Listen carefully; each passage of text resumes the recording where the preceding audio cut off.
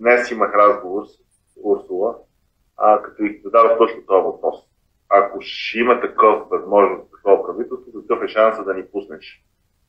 И тя вика, за Шенген ви е много голям шанс, за еврозоната трябва да го измислите как да обиколите правила, в смисъл да влезете в рамките. Аз казах, може ли да мислиме за инфлация, която да е минус ефекта на Украйна, в смисъл индекса за инфлация да маха ефекта на Украйна, и тя вика, нали, не ме цитирай, но ще се опитам да ти помогна.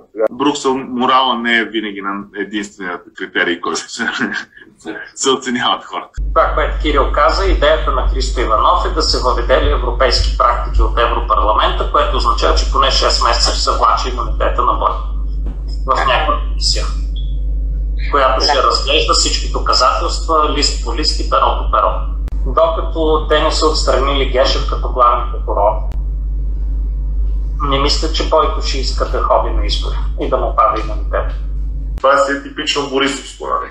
И той през цялото време се опитва да отваря тази опция с нас, защото само не мога да го изперем. ГЕРБ е само един бранд на голямото зло, което стои отзад.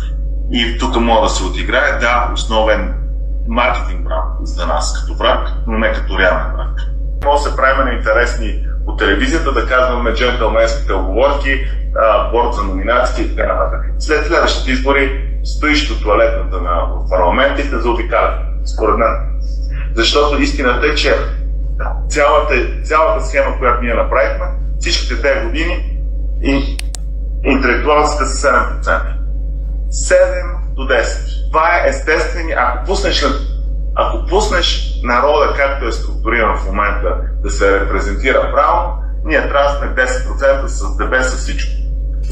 Направихме леко ала-бала през президента, краднахме и тон, лека по лека естествения ни процес. Ако след да направим нещо успешно, ще бъде от това.